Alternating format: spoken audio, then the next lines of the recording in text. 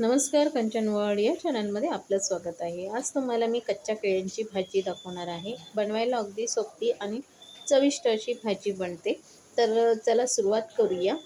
तर पहिल्यांदा मी इथे कच्ची 2 केळी घेतलेली आहेत। त्यांची सालं काढून व्यवस्थित अशी गोल काप केलेले आहेत।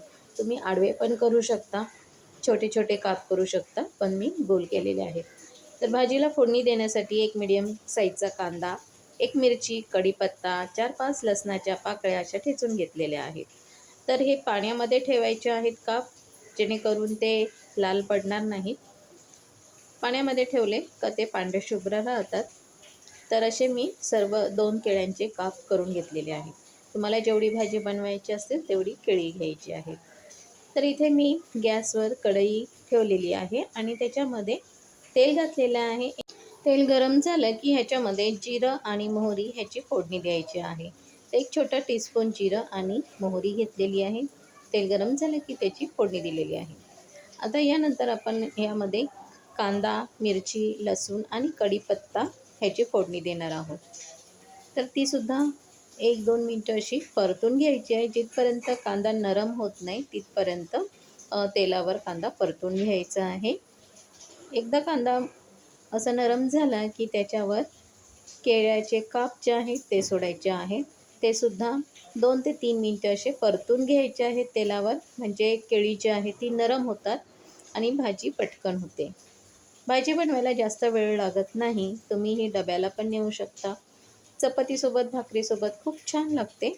आता झाकण ठेवून 2 ते 3 मिनिटं वाफ काढून घ्यायची आहे चांगली। तर इथे बघा आता थोडी केळी नरम झालेली आहे।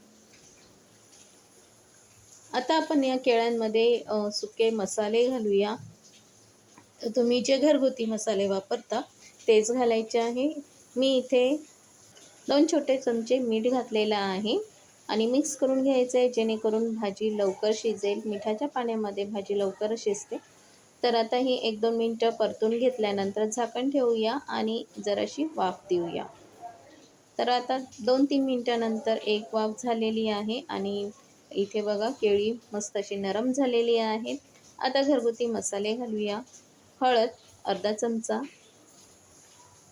त्यानंतर मसाला घरगुती मसाला आहे 1 चमचा ते 1.5 चमचा आणि त्यानंतर गरम मसाला अर्धा चमचा। हे सगळे मसाले मिक्स करून घ्यायचे आहेत।